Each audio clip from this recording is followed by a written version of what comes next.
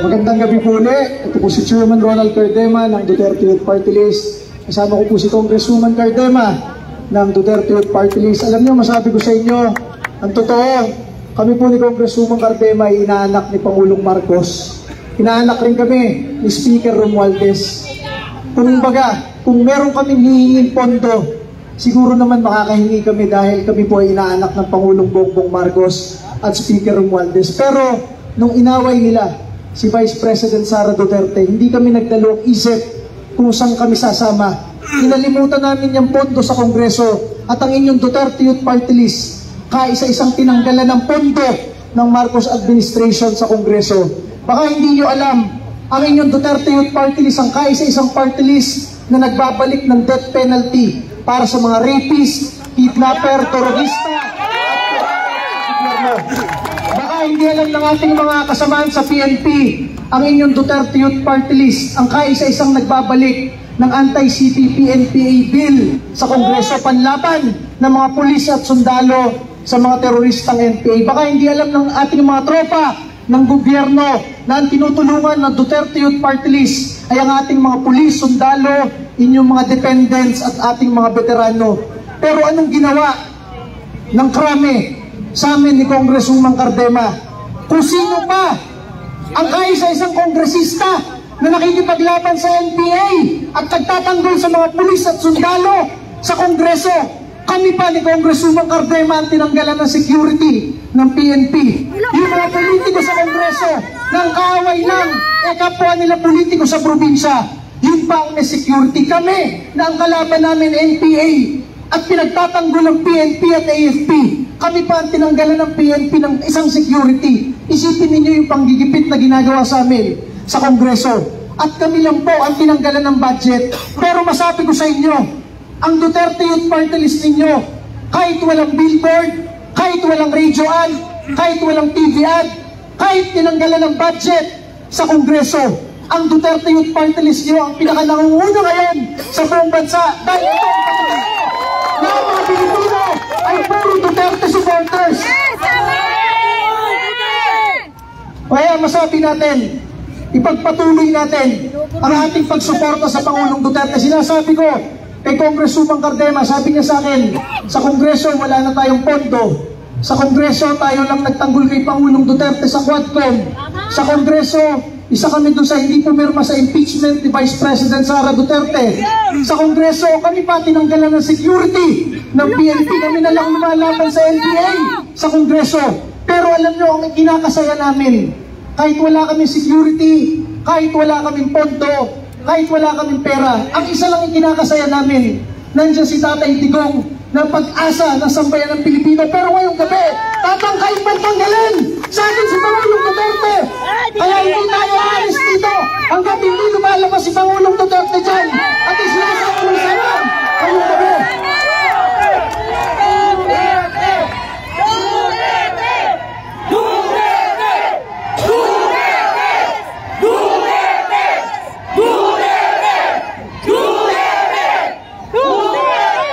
Masabi ko sa ating mga kababayan dito at sa mga nakikinig sa TV at sa social media at sa ating mga kasamaang pulis dito, yung sinasabi ni Mayor Magalong ng Baguio City, General Magalong, totoo yun. Pag ikaw ay kongresista at umattend ka sa rally ni Speaker Romualdez, bibigyan ka ng 777 or 21 million na pondo kada attend mo. Ang may pagmamalaki namin sa Duterte Youth Party List, 30 times kaming inimbitahan sa event na yon noong 2024. Kahit isang beses, kahit isang punta for 21 million, ang inyong Duterte Youth Party List lang ang hindi tumanggap kahit piso. Ganun ang pananindigan namin dahil kami ay naniniwala sa tunay na pagbabago ng dala ng Pangulong Rodrigo Duterte. Yun lang ang aming pag-asa, yun lang ang aming tinitingala. Si Pangulong Rodrigo Duterte at si Vice President Sara Duterte. Anong gagawin ng mga kongresista 240? Sa huling araw ng Kongreso, magpipirmahan sila para tanggalin si Vice President Sara Duterte. Saan kayo nakakita na kinasuhan ka Hindi man lang binasa yung kaso, hindi man lang humarap yung nagkakaso, hindi man lang nag-hearing ng kaso, nag-akusa agad at pumirma yung 240 na impeach agad si Sara Duterte. Kaya ang panawagan ng Duterte Youth Party List, tandaan ninyo yung pagmumuka ng 240 na kongresista na yan. Ay Sara Duterte at tayong 42 million na mga Duterte supporters, ikakampanya natin sa buong Pilipinas na huwag iboto yung 240 na kongresista na yan. Lahat ng kalaban nila na sa tingin natin mukhang maayos, kahit independent pa yan, kahit walang pera yung kalaban nila, yun ang susuportahan ng mga Duterte supporters para matanggal yung 240 na kongresista na yan na pumirma laban kay Sara Duterte. At ang pinakamalaking betrayal ay ngayong gabi, kung saan pagka-uwi ng Pangulong Duterte sa ating bansa para makaharap tayong mga Pilipino ay tatangkain pang ibigay sa mga dayuhan ang ating pinakamamahal na Pangulo Rodrigo Duterte. Ang Supreme Court, napalitaan na kaninang hapon na mag-i-issue sila ng TRO, lalo pang pinilisan ang pag-aayos ng eroplano na magtatanggal kay Pangulong Duterte sa Pilipinas. Isang masabi ko sa inyo, napakaraming kurakot sa ating bansa. Napakaraming kurakot na gusto makatakas sa ating bansa. Kaya lang hino-hold departure order ng gobyerno para hindi makatakas yung mga kurakot. Saan kayo nakakita na yung tao na ayaw umalis sa bansa, gusto makasama tayong mga mamamayang Pilipino, yung pangsapilitang itatanggalin sa Republika ng Pilipinas ngayong gabi. Kaya hindi natin hahayaan mangyari yan. Hindi tayo aalis dito hanggat hindi lumalabas si Pangulong Duterte dyan at isinasauli sa sambayan ng Pilipino.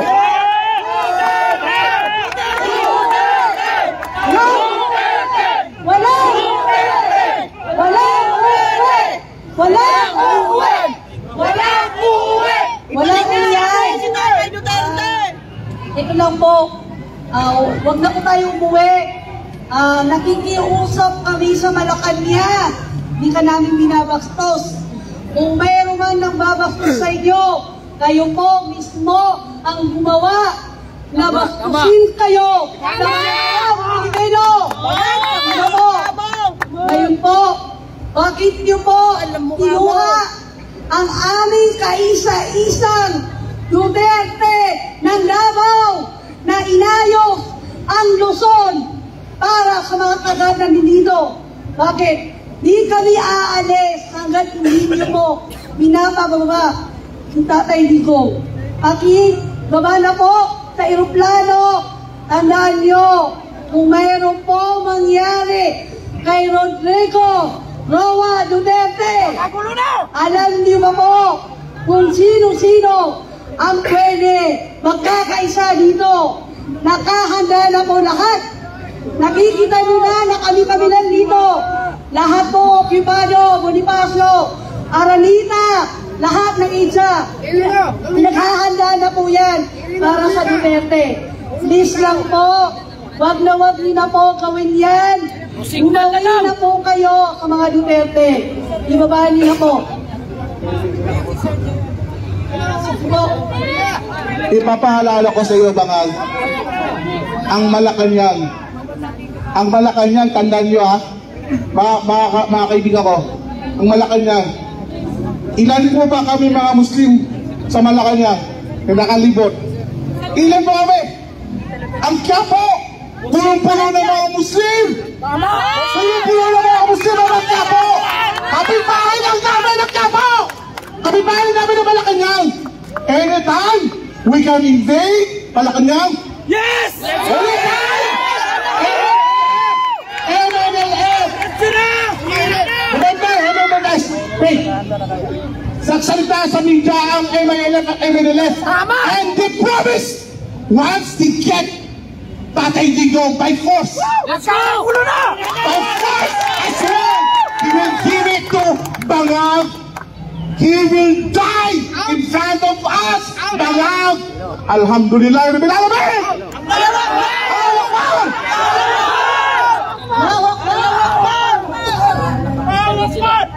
Muslim pa lang yan, huwag pa nila mo na.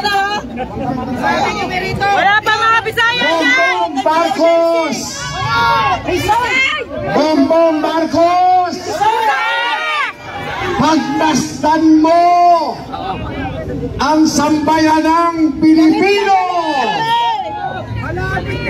Pagmasdan mo, Bongbong Marcos, ang pamilyang Pilipino! Narito!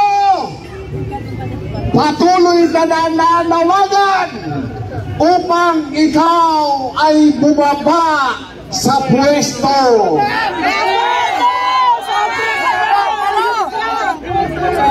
Tatay Digong! Balik po si Tatay! Tatay! Sakali bang naririnig mo kami? Narito ang mga anak mo. Patuloy na nasa likod mo. Patuloy kaming nagbabantay upang ikaw ay isauli sa sambayanang Pilipino. Tatay! Pakatatag ka! Sapagkat minamahal ka ng pamilyang Pilipino. Papayag pa tayo na basta-basta na lamang nilang aagawin sa atin ang ating minamahal na Pangulong?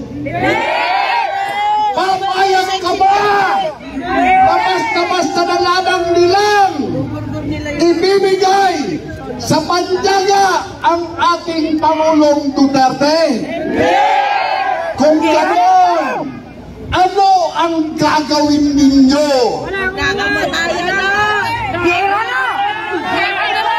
Ano ang gagawin ninyo? Ano ang gagawin ninyo? Kailangan tayo ay magsama-sama, magkaisa, nang sa ganon ang ating mahal na Pangulong Duterte ay ibalik sa pamilyang Pilipino. Tama ba yan? Tama ba yan? Hindi lang dapat tayo puro salita. Kailangan gumawa tayo ng nararapat na aksyon. At ito ay ang pagkakaisa, pagsama-sama ng pamilyang Pilipino. Maraming salamat po.